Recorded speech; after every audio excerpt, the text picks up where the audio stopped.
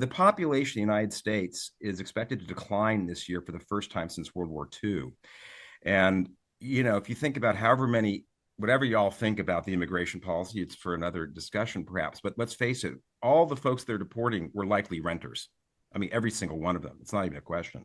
And to think that that will not have an impact on the rental market on demand because of broad demographic changes, both childbirth rates, marriage rates, and immigration.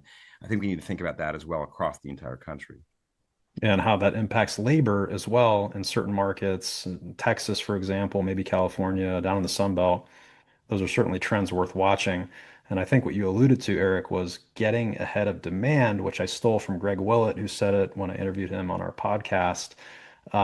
Greg, many of these markets that we're going to talk about over the last 4 or 5 years are in the Sun Belt. That's where a lot of the overbuilding has happened, where some of the assets that were acquired are struggling.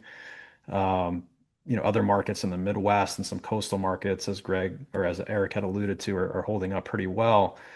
What are you seeing, and what data points can help us predict which markets are ripe to overperform over the next 3 to 5 years if you got money to allocate today?